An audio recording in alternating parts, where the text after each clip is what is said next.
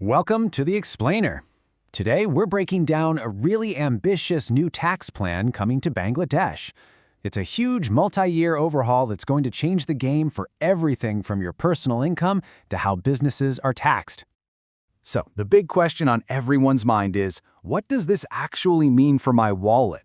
Well, a pretty significant tax overhaul is about to kick off, and you can bet it's going to affect almost everyone. So yeah, let's dive right in and see what's what. Okay, so here's the deal. The government has laid out this phased plan that's going to roll out between 2025 and 2028. What are they trying to do? Well, the main goals are to get more people paying taxes, make the whole system simpler, and really encourage businesses to operate out in the open. To make sense of it all, here's how we're going to break it down. We'll start with the changes to personal tax, then we'll look at new rules on wealth. After that, we'll cover what businesses and investors need to know, and then we'll wrap it all up with the key takeaways. First up, let's talk about personal income tax. This is the one that's going to hit home for the most people, and honestly, there might be some good news in here for you. So, the biggest headline for most of us is this. The amount of money you can earn before you pay any tax is going up. Simple as that. It means you get to keep more of your hard-earned cash before the government gets its slice. And check this out. It's not just a one-time bump. They're phasing it in. You get a nice increase in the first year, and then it goes up again for the next 2 years. So it's a bit of sustained relief. But the changes don't stop there. It's not just about the tax-free limit. The actual tax brackets, the different income levels that determine your tax rate, they're getting a major shakeup too, all in the name of simplification. You can really see that simplification right here on this chart. Notice that low 5% rate for the first bit of your taxable income in the first year? Well, after that, it's gone. They're consolidating the system into these wider, simpler tiers, starting at a 10% bracket.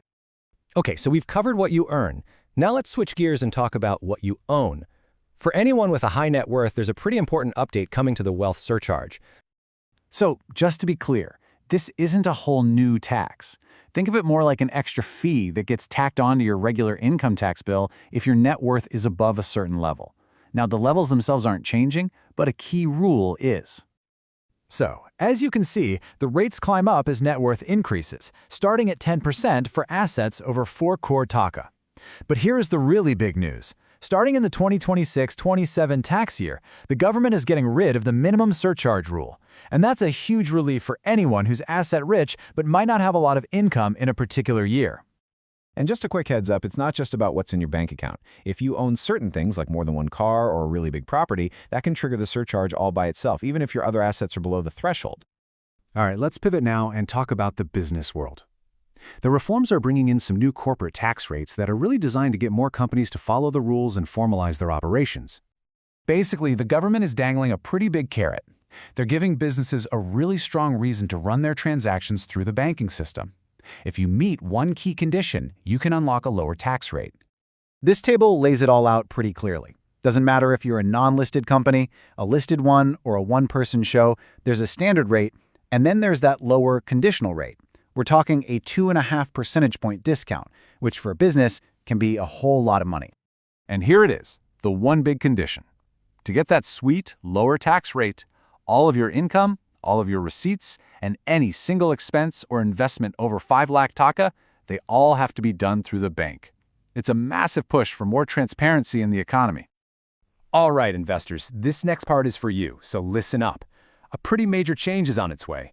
Starting in July 2025, the way profits from selling assets, your capital gains, are taxed is getting a complete makeover.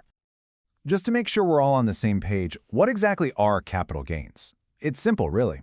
It's just the profit you make when you sell something. Could be stocks, could be property, for more than you originally paid for it. The new rules change how that profit gets taxed.